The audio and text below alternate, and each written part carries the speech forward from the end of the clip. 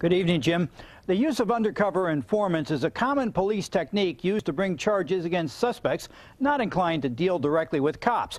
But often, the undercover agent is a shady character facing his own charges. That makes him motivated to give police what they want, whether the suspect has done something wrong or not. Donald Andrews Jr. operates a so-called smoke shop on Mohawk Avenue in Scotia.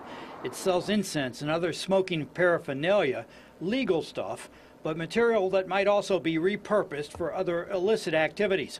Scotia and Schenectady County Police became suspicious and targeted Andrews' shop, sending an undercover informant in twice in March. The second time, Andrews' attorney, Kevin Luibrand, does play-by-play that appears to show the informant planting, then photographing crack cocaine that led to Andrews' arrest. Donald turns, he comes in, places the crack on the counter, crack which under federal sentencing guidelines would get him 4 years in jail. Under New York state law would get him 2 to 7 years in jail.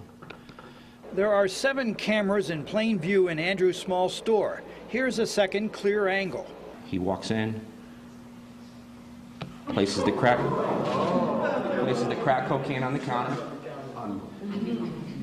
Members of the Schenectady chapter of the Southern Christian Leadership Conference viewed the apparent framing of an African-American businessman and were outraged. It was a setup, and I believe that he was racially profiled and targeted, and it would be easy for them to say that he was selling drugs because he was black.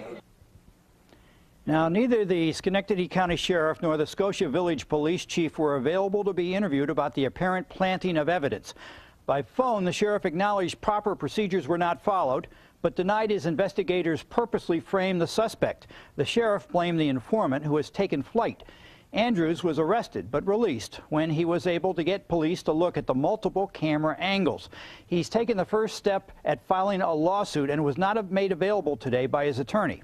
Bill Lambton, News Channel 13.